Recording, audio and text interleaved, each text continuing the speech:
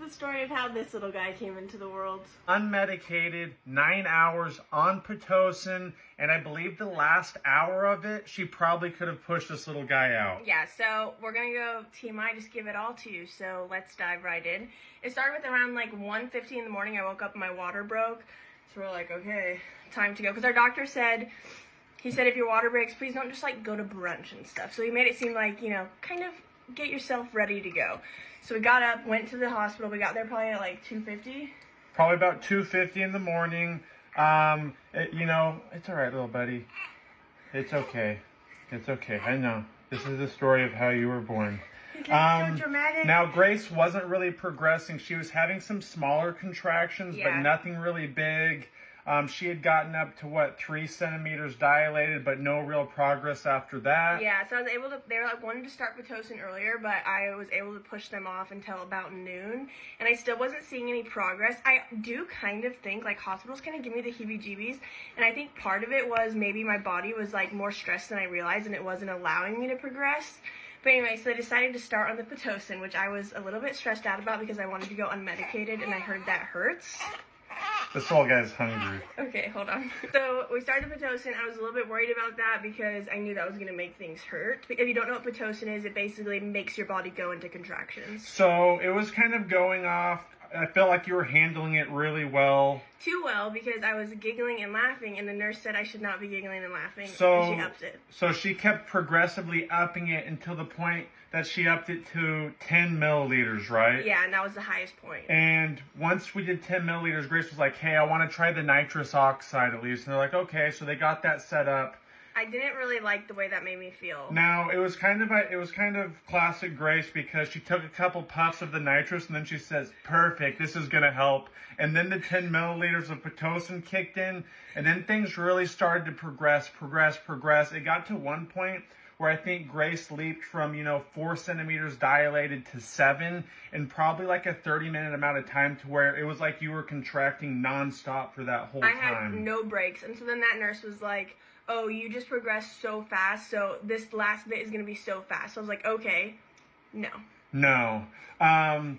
3 hours goes by. Just watching Grace in that much pain was really hurting me. It got to the point where now she's on the toilet and she's saying, I want to give up. Like, I can't do this anymore. Would you be mad at me if I got an epidural? We said no. Well, and the toilet was the spot I wanted to be at because it felt like I had to push, but they were like, they said I would know what that felt like, but like I've never done this before, so I didn't really know. And I was trying to remember because everyone said if you go unmedicated, like transition's the worst, and the points where you say you want to give up means you're almost done. So I was trying to remind myself that, but I literally thought that my tailbone was going to break just from like the way the contractions hurt so bad. I just felt like I could not do it anymore. And as I was saying earlier, like I kind of had a feeling because Grace was making different noises that she was already ready to go, and like, she was for maybe not an hour, but maybe. Yeah. And then we said, okay, Grace, let's get you up on the table. Let's get you checked. If you're not at 10 centimeters, we'll consider doing something else. We got her up. They checked her. They're like, girl, you're at 10 centimeters.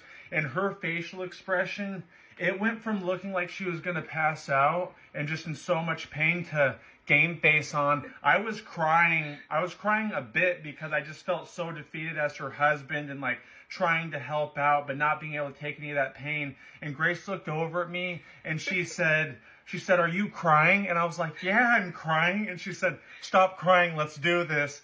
And then 30 minutes later, push Mike out, and she said the pushing was actually easier than the rest of it. Yeah, I was worried because everyone's like, the ring of fire. I would do the ring of fire literally 1,000 times versus that transition. That was horrible.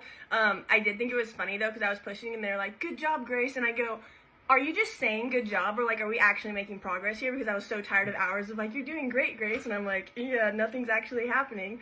But yeah, we got about 30 minutes. I had minimal tearing, first-degree tearing, and then it's pretty impressive, women in general giving birth is a feat within itself that I can't imagine, but Grace doing it unmedicated and being a part of that, wow. I mean, I'm really proud of you. Like, that was seriously, it made me, like, I don't know, it just made me view Grace in a different way too. Like, I I can't really describe it. It was crazy. Well, from my side of things, I genuinely couldn't have done it without Matt at all. And even the nurse was like, that was so impressive. You guys clearly practiced this.